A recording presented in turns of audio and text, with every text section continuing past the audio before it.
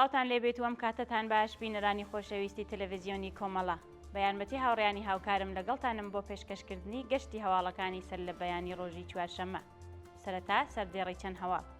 دەست بەسەرکرانی دوو هاوڵاتی خەڵکی شارەکانی دیواندەرە و سنە، دەستپێکردنی هێڵی نوێ ناڕەزایەتیەکانی کرێکارانی پەیمانکاری پارس جنوبی، کۆبوونەوەی ناڕەزایەتی داروسازان لە گیلان، ناڕەزایەتی کرێکارانی شێرکەتی کیشچوب لە دوورگەی کیش و گیانلەدەستانی 357 کەس بەهۆی پیسبوونی هەوا لە شاری تاران.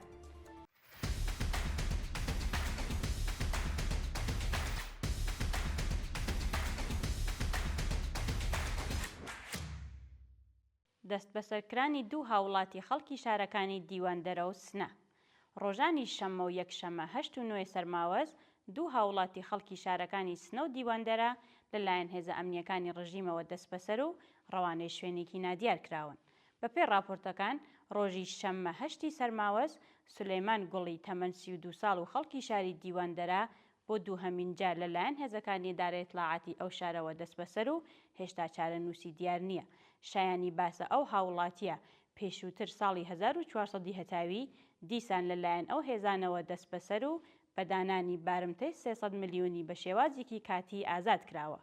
هەروەها ڕۆژی یەکشەممە 9 سەرماوەز شارومەندێکی خەڵکی شاری سنە بە ناوی کەماڵیار ئەحمەدی پاش بانگهێشتی بۆ ئیدارەی ئیتلاعاتی ئەو شارە دەست بەسەر و ڕەوانەی گرتووخانەکانی ئەو ناوەندە کراوە. کۆبوونەوەی ناڕەزایەتی کرێکارانی شێرکەتی پویا نەخی ئیلام. ڕۆژی ڕابردوو کۆمەڵێک لە کرێکارانی لەسەر کار دەرکراوی شێرکەتی پویا نەخی ئیلام دشت بە ناڕوونی دۆخی پیشەییان لە بەردەم دەرگای چوونە ژوورەوەی ئەو شێرکەتە کۆبوونەوە. کرێکارانی ناڕازی لە کۆبوونەوەکەدا ئاماژە بەوە دەکەن کە بەهۆی دەرکرانی کرێکاران و داخستنی ئەو شێرکەتە بە بیانووی نەبوونی داهات و کێشەی ئابووری بنەماڵەکانیان لە دۆخێکی زۆر خراپە دەژین و خوازیاری گەڕانەوەی بۆ سەرکارەکانیان بوون. لە بەردەوامی کۆبوونەوەکەدا ناڕازیان جەخ لەسەر ئەوە دەکەنەوە کە سەرەڕای ناڕەزایەتی و کۆبوونەوە بۆ ماوەی چەند مانگ بەرپرسانی ئەو شێرکەتە نەک تەنیا وەڵامی داخوازیەکانیان نادەنەوە بەڵکو لەلایەن حراسەتی شێرکەتەوە هەڕەشەی سازکرانی دۆسیەیان لێکراوە.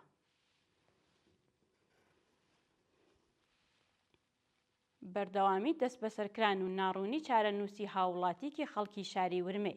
بەپێی راپۆرتەکان فەرزاد گەلەبان هاوڵاتی خەڵکی شاری ورمێ سەرەڕای تێپەڕبوونی 20 ڕۆژ لەسەر دەست بەسەرکرانی هێشتا چارەنووسی دیار نییە. ناوبرا و ڕێکەوتی 22 خەزەڵوەر بە هێرشی هێزەکانی ئیدارەی ئیتلاعاتی ئەو شارە بۆ سەرماڵەکەی بەبێ بەڵگەی قەزایی و بە توند و تیژیەوە دەست بەسەر و ڕەوانەی شوێنێکی نادیار کراوە. شایانی باسە سەرەڕای بەدواداچوونی بنەماڵەی لەسەر دۆخی تەندروستی و شوێنی ڕاگررتنی تاکاتی داڕشتنی ئەم هەواڵە سەبارەت بە ئەو دەست بەسەرکراوە زانیاریەک لە بەردەستانیە. بەردەوامی هەڵمەتی سێشەممەکانی نابوسێدارە. ڕۆژی سێشەممە 11 سەرماوەزی 1404 هەتاوی بەندکراوانی 55 بەندیخانەی ڕژیمی کۆماری ئیسلامی لە ئێران لەنەوە هەفتەمین هەفتەی ئەو هەڵمەتەدا و هاوکات لەگەڵ هاتنە پێشەوەی ڕۆژی خوێندکاران بەردەوامیان بە مانگرتنەکەیاندا. بەندکراوان بە بڵاوکردنەوەی بەیاننامەیەک ئاماژە بەوە دەکەن کە سەرەڕای چەندەیە سەرکوتی خوێندکاران لە ئێران هێشتا ئێرادەی شۆڕشگێڕانەی خوێندکاران نەشکێنراوە و بەردەوامن لە خەبات و تێکۆشان دشت بە دەسەڵاتی گەندەڵ و ستەمکاری ڕژیمی کۆماری ئیسلامی. لە بەردەوامی بەیاننامەکەدا جەخ لەسەر ئەوە کراوەتەوە کە بەندکراوانی ڕاگیرا و لە زیندانەکانی ڕژیمی کۆماری ئیسلامی تاکاتی وەدی هاتنی داخوازیەکانیان و هەڵوەشانەوەی حکمی سێدارەی هەموو بەندکراوان بەردەوام ئەبن لە ناڕەزایەتی و مانگرتن. دەستپێکردنی هێڵی نوێ ناڕەزایەتیەکانی کرێکارانی پەیمانکاری پارس جنوبی.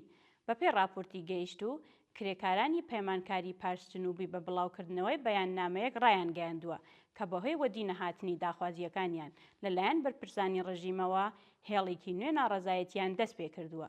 کرێکارانی ناڕازی لە بەیاننامەکەدا ئاماژە بەوە دەکەن کە سەرەڕای ناڕەزایەتی دشت بە گەندەڵی بەرپرسان و بایەخنەدانی ڕژیم بە داخوازیەکانیان لە مانگانی ڕابردوودا کۆماری ئیسلامی نەک تەنیا وەڵامی ناڕەزایەتی کرێکاران ناداتەوە بەڵکو هەڕەشەی دەرکردن لەسەر کار یان سازکرانی دۆسیە لە ناڕازیان دەکات.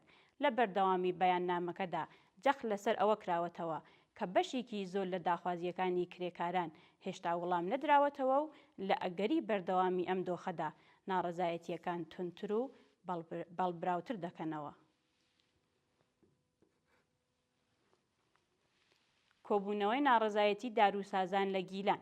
ڕۆژی ڕابردوو کۆمەڵێکی زۆر لە داروسازانی گیلان دژ بە خراپی دۆخی مەعیشەتی لە بەردەم بینای ئەسنادی پزیشکی تەمین ئیجتیماعی کۆبوونەوە. ناڕازیان بە وتنەوەی دروشم و هەڵکردنی پلاکارد ئاماژە بەوە دەکەن کە داخوازیەکانیان بۆ ماوەی چەند مانگە لەلایەن بەرپرسانی ڕژیمەوە وەڵام نەدراوەتەوە و خوازیاری پێدانی حەقدەست و مەزایە دواخراوەکان، کەمکردنەوەی تویچی و بەڕێوەبردننی دەرمانخانەکان، گۆڕانی سیاسەتەی شێرکەتەکانی بیمە و هەروەها وەدی هاتنی بەڵێنەکانی بەرپرسان بوون. کۆبوونەوەی بنەماڵەی بەندکراوانی مەحکوم بە سێدارە. ڕۆژی سێشەممای 11 سەرماوەز کۆمەڵێک لە بنەماڵەکانی بەندکراوانی مەحکوم بە سێدارە لە چەند شاری ئێران دژ بە سەپاندنی حکمی سێدارە بەسەر بەندکراوان کۆبوونەوە. بەپێی ئەو وێنانێ بەدەستمان گەیشتوون بنەماڵەکانی پویا قوبادی، ئەکبەر دانشوەرکار و وەحید بەنی عامریان هاوکات لەگەڵ بەڕێوەچوونی هەڵمەتی سێشەمەکانی نابۆ سێدارە لە زیندانەکانی ڕژیمی کۆماری ئیسلامی بە وتنەوەی دروشم، هەڵکردنی پلاکاردی نابۆ سێدارە و وێنەی بەندکراوانی مەحکوم بە سێدارە، خوازیاری هەڵوەشاندنەوەی حکمی سێدارەی هەموو بەندکراوان، ئازادی دەستبەجێ زیندانیانی سیاسی و عەقیدەتی و هەروەها کۆتایی هاتنی گوشاری ناوەندە ئەمنیەکان لەسەر بنەماڵەی ناڕازی بەندکراوان بوون. کۆبوونەوەی ناڕەزایەتی خوێندکارانی زانکۆی نەوشیروان لە بابل. ڕۆژی ڕابردوو کۆمەڵێک لە خوێندکارانی زانکۆی نەوشیروان لە بابل سەر بە پارێزگای سیستان و بەلوچستان دژ بە لە خوارەوە بوونی کوالیتی خواردنی سلف لە بەردەم بینای ناوەندی ئەو زانکۆیە کۆبوونەوە.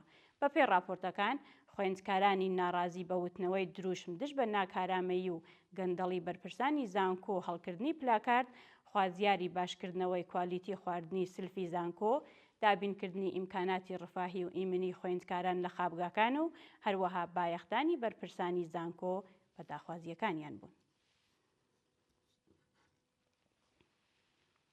ناڕەزایەتی کرێکارانی شێرکەتی کیش چوب لە دوورگەی کیش. ڕۆژی سێشەممە 11 سەرماوەز کرێکارانی شاغڵ لە شێرکەتی کیش چوب لە ناوچەکانی سربەخۆی بواری پیشەسازی و بازرگانی دوورگەی کیش دژ بە وەدی نەهاتنی داخوازیەکانیان کۆبوونەوە. بە وتەی سەرچاوەکانی هەواڵ سەرەڕای ناڕەزایەتی کرێکارانی ئەو شێرکەتە بۆ ماوەی زیاتر لە چەند مانگ نەک تەنیا کێشەکانیان چارەسەر نەکراوە، بەڵکو ڕێژە حەقدەستەکانیان بەپێی مانگانی ڕابردوو کەمتر کراوەتەوە. بەپێی ئەو وێنانێ بەدەستمان گەیشتوون کرێکارانی ناڕازی بە کۆبوونەوە لە بەردەم دەرگای چوونە ژوورەوەی ئەو شێرکەتە، خوازیاری بەرزکردنەوەی ئاستی حەقدەست بەپێی ڕێژەی هەڵاوسان، دابینکردنی بیمەی دەرمانی کارامە و ئیمکاناتی ڕفاهی، تەزمینی ئەمنیەتی پیشەیی، بایەخدانی بەرپرسانی ڕژیمی کۆماری ئیسلامی بە داخوازیەکانیان و هەروەها پێدانی حەقدەست و مەزایە دواخراوەکانیان بوون. دوا هەواڵمان سەبارەتە بە گیانەدەستانی 357 کەس بەهۆی پیسبوونی هەوا لە شاری تاران. بەپێی راپۆرتەکان لە ماوەی 8 ڕۆژی ڕابردوودا بەهۆی پیسبوونی هەوای شاری تاران 357 دانیشتووی ئەو شارە گیانیان لەدەستاوە. بە وتەی بەرپرسی ڕێکخراوەی فریاگوزاری خێراکانی شاری تاران لە ماوەی 8 ڕۆژی ڕابردوودا لانی کەم 57,000 جار پەیوەندی لەگەڵ ئەو بەشە داگیراوە و 21,000 ئەرک ئەنجام درراوە کە 31% ئەرکەکان بەهۆی نەخۆشیەکانی پەیوەندیدار بە پیسبوونی هەوایە. محەممەد ئیسماعیل تەوەکولی لە بەردەوامی وتەکانیدا جەخ لەسەر ئەوە دەکاتەوە کە ئەو ڕێکخراوە لەگەڵ کەمبوونی پێداویستیە تایبەتەکان و ئیمکاناتی پێویست ڕوبەڕوو بووتەوە و ئەگەری هەیە لە ڕۆژانی داهاتوودا ژمارەی گیانەدەستراوان بەهۆی پیسبوونی هەوا بەرزتر بێتەوە. بینەرانی عەزیز و خۆشەویست، هەواڵەکانتان پێشکەش کرا. هەر شاد بژین.